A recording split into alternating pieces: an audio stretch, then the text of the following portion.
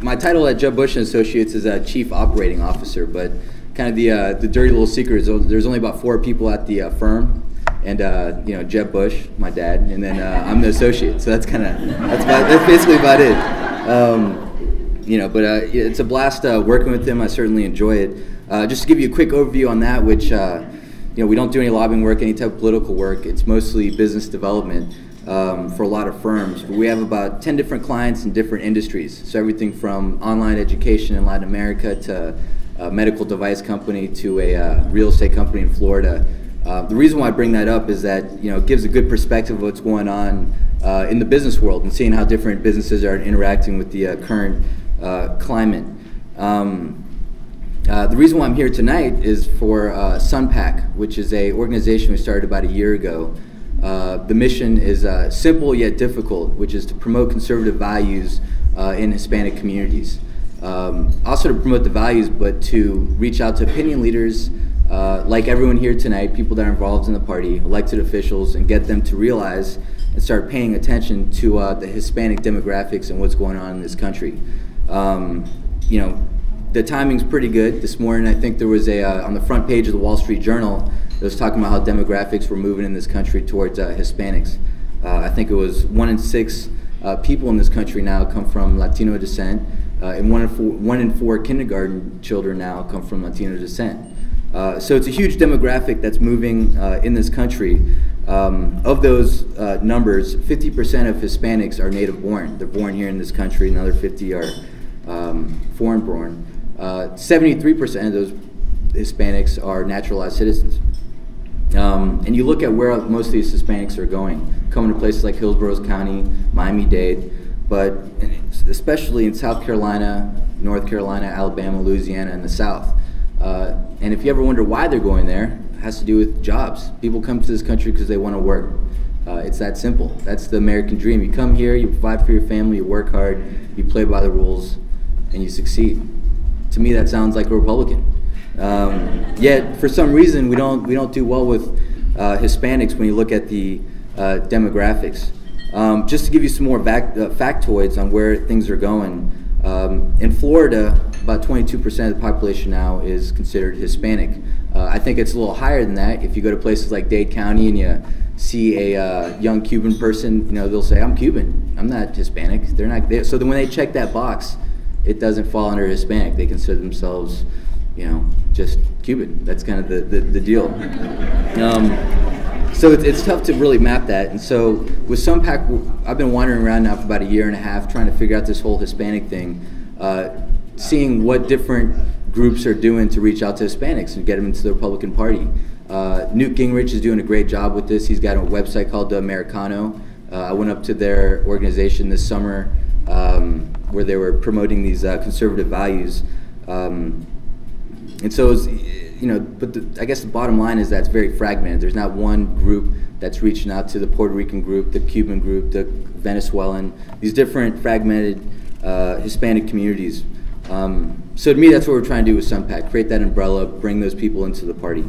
Again, the problem I have with that just drives me nuts is I really feel that that Hispanics are conservative. I mean, they're Republicans. They just don't know it yet. They're faith-based, they're family-based, they want to work hard, they're usually pro-life, but to me, kind of the big 900-pound gorilla, not 800-pound gorilla, because I think it's even bigger than that, but it's the immigration issue and addressing that. That was kind of the common denominator floating around and wandering around, speaking to different groups like this, was immigration. And I haven't had any food thrown at me yet, and I hope tonight, I'm happy I'm speaking after dinner to give to avoid the food. But to me, what we're trying to advocate is changing the tone. We talk about immigration to Hispanics. We have to just completely throw out our messaging now. When you turn on Fox News now, sometimes you'll see Republicans saying, kick them all out. 12, 17 million people, let's get them out of here. And you might be a born Hispanic, someone like me who's, born and raised in this country, consider myself American, not necessarily a Hispanic or white or anything. And you find that offensive just because my parents or her parents migrated to this country. And I don't really think, that's what Republicans believe. Again, that's just the messaging. Every once in a while we'll get, people, candidates from Colorado who will remain nameless, but we'll call Miami a third world country. That's very offensive. How can you be on a side when a party doesn't, recognize you and want to accept you? So if there's one message here tonight, I hope that we begin changing our tone into Hispanic communities. So that's the bottom line for that. But I would like to share with you guys, and I hope we could have a kind of a dialogue that goes back and forth, and I'd love to hear y'all's opinion on this as well. But I wanted to have, I guess, 5 solutions I feel like the party could do to really engage Hispanics and bring them into this party during this critical time. Number 1 would be, don't let the Democrats demonize us. If it was up to Democrats, there would never be a solution on this. We would continue to have a food fight. We would be the party of no. We would kind of shun off all these Hispanic voters, and they would continue to gain the base in the party, gain the Hispanic movement there.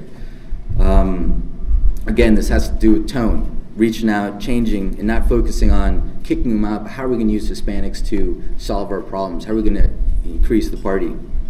Number 2 would be change the direction of the conversation towards legal immigration. This is something that Marco Rubio has jumped on. He's actually been gotten a little, been given a hard time on taking this approach, because I guess it's maybe not, it's a good middle ground, I think, and it's kind of moving the puck, moving the direction forward. But focus on a legal immigration. We had a good debate today at during dinner. But why not have a guest worker program? I know George W. was pretty close to doing this when he was president, and it's unfortunate that didn't pass, but I know there was a bill. But why not create a system where you have a license, you revolve the license every year, has nothing to do with citizenship, you increase your tax base, help pay off our debts, and then you give people to start buying your goods, renting apartments, buying real estate, getting checking accounts. Whatever type of market you might be in, there's going to be more people doing it. And I think that's important. With regards to, I guess so that's number 2. Number 3 would be push the conversations towards the economy. How are we going to use immigration to compete in the 21st century? If you look at the hot markets right now in the world, you have Asia, you have China in specifically, and Germany. The reason why those countries are doing so well is because they're growing. There's a lot of people buying stuff that weren't buying stuff a year ago. And so it just doesn't make sense to me why we don't welcome these people into this country who are going to start paying more taxes, buying more goods, and helping our economy. Right now we have an HB5 visa program, which I've kind of seen different numbers. I think it varies by administration, but it's plus or minus 10,000. It goes up to, I've heard, up to 60,000. HB5 visa, in case you guys aren't familiar with it, it's if a foreigner wants to come to this country, invest $500,000 or more, and create 10 jobs with that investment, they get a green card. We have plenty of real estate you could buy around here, rent it out, bring people, create jobs. Yet we have a very small number of those HB5 visas, and they sell out in a matter of seconds. Why not increase that? Why not make it be 10 million people? As kind of a anecdotal evidence, in Miami right now you have more first-generation Venezuelans living there than Cubans. You have a huge migration of Venezuelans coming to Miami. They're actually going to Doral, which is West Miami. The joke in Miami is we call it Dorlazuela, because it's turned into basically Caracas. And a lot of people there are fleeing Venezuela for obvious reasons, because of Chavez, because their families and their businesses are being threatened by the state. Sounds familiar, sounds like Cuba in the 60s and 70s, and even before that. And they're moving there, and since then, the real estate, the economy in Doral has done great. There's people moving here, there's people buying goods, and they're investing in local businesses. So to me, that's promoting freedom, that's promoting conservative values. Number 4, which is probably the most controversial, would be the DREAM Act. 6 months ago, there was a bill passed. Let me back up on the HB5 visa. I think the Democrats just filed last week a bill like this that would encourage foreign investment to come to this country as it relates to early stage or venture capital. So again, that's a situation where Democrats are taking the lead and getting more of the Hispanic base. I don't understand why Republicans aren't behind that. I think we should all encourage our elected officials to remember that, and to focus things that are pro-business, and especially as it relates to early stage or venture capital.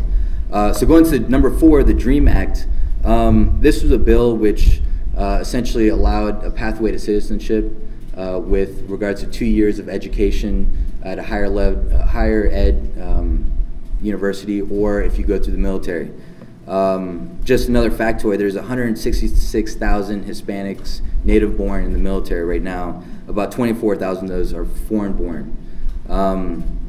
You know, the issue here is that undocumented kids cannot serve in the military. So you have a bunch of children, a bunch of young guys in high school that are serving, that want to serve in the military but can't because they're not American. And to me, this doesn't make sense, because the United States military is the finest institution in the world, hands down, no question. Anyone that's willing to go through the military and serve, they deserve to be in this country. It's that simple. Now, the bill was put together and in such a way that, you know, there wasn't consensus, just like a lot of things going on right now. But, you know, to me, people serving in the military should belong in this country. And I would also increase the benchmark, not just 2 years of higher education, but master's degrees. In this country right now, we have a brain drain. It was in the case 20 years ago that you would come, you would go to Harvard, MIT, and then you would want to stay here because we had the best economy in the world. Now, kids are saying, well, I can't get a visa, it takes too long, it costs too much money. I'm just going to go back to Singapore, I'm going to go back to Germany, I'm going to go to these emerging markets where there's not as much regulation, governments are competing, they're giving out handouts rather than making it difficult to stay here. If it was up to me, I would be stamping visas on those diplomas. I would say, stay in this country as long as you like, as long as you create jobs and pay your taxes and abide by the rules. It's that simple. Number 5, which is my favorite part, is the American secret sauce. To me, this is what makes our country great. This is America. It's the only place in the world where people move here and they assimilate. You know, they don't. If you look at other countries around the world, say France, they have a huge problem because they have a huge Arab population coming from North Africa and the Middle East.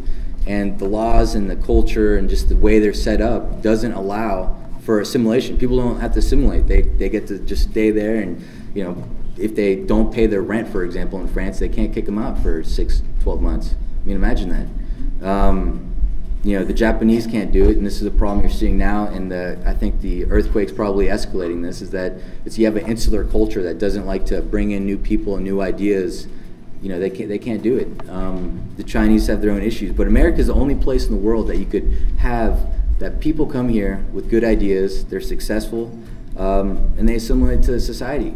And for us to threaten that and to put that on the, I guess, the political scale is just wrong. And that's something that the Republicans and the Democrats need to come together.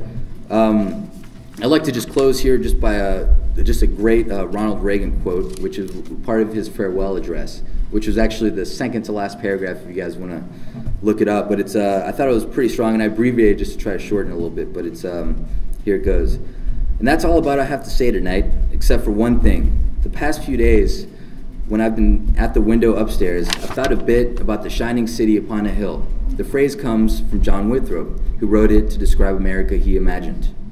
I've spoken of the shining city all my political life, but I don't know if I ever quite communicated what I saw when I said it. But in my mind, it was tall, proud city, built on rocks stronger than oceans, windswept, God blessed, and teeming with the people of all kinds, living in the harmony and peace. A city with free ports and hummed with commerce and creativity. And if there had to be city walls, the walls had doors, and the doors are open to anyone with the will and the heart to get there. That's how I saw it, and I still see it. So I hope you guys take that message, blast it to the Hispanic community, and any community really, because I think it's something that's important for this country, and there's no time like the present. So again, thank you guys for the opportunity to speak here today. Go to sunpackfl.com if you would like to learn more. Ideally, we'd like to have an organization in Tampa set up as well, and Orlando, South Florida, and Jacksonville to promote conservative values in Hispanic communities. So thank you guys very much for your time tonight.